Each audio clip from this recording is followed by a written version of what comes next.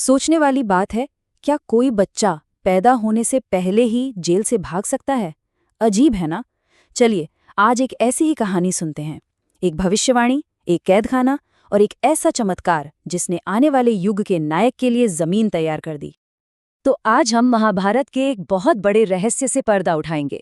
सवाल ये है कि देवकी की 7वीं संतान पैदा होने से पहले ही एक हाई सिक्योरिटी जेल से आखिर गायब कैसे हो गई? तो इस कहानी की शुरुआत होती है मथुरा के एक अंधेरे कैदखाने से। यहाँ पर अत्याचारी राजा कंस ने देवकी और वासुदेव को बंदी बनाया हुआ है। अब हुआ ये था कि एक डरावनी भविष्यवाणी ने उनकी किस्मत तय कर दी थी। कंस उनके पहले 6 बच्चों को तो मार ही चुका था और अब जैसे जैसे 7वें बच्चे के जन्म का वक्त पास आ रहा था, माहौल में डर और उम्मीद दोनों का एहसास बढ़ता जा रहा था।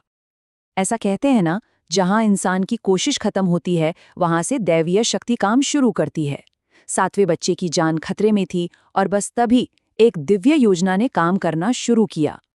ये मिशन भगवान कृष्ण ने देवी योगमाया को सौंपा था।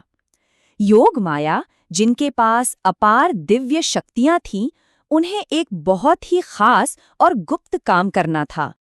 आदेश बिल्कुल साफ था, लेकिन इतना अनोखा कि पहले कभी सुना ही नहीं गया। करना ये था कि एक अजन्मे बच्चे को एक गर्भ से निकालकर मीलों दूर दूसरे गर्भ में स्थापित करना था। सोच के देखिए।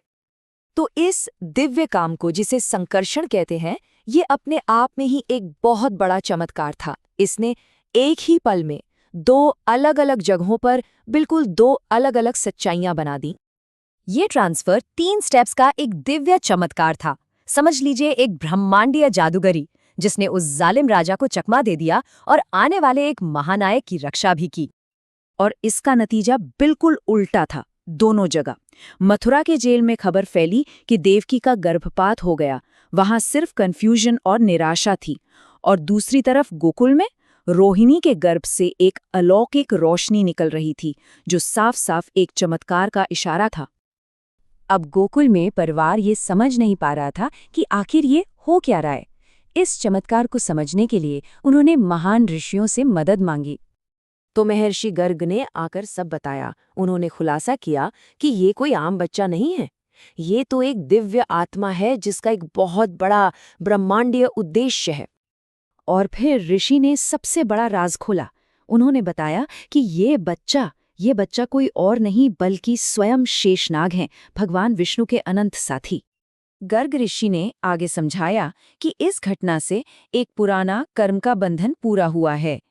इससे शेषनाग को उस औरत से जन्म लेने का मौका मिला जो पिछले जन्म में उनकी मां थी। लेकिन ठहरिए, इस बच्चे का जन्म सिर्फ एक कर्म बंधन पूरा करने के लिए नहीं हुआ था।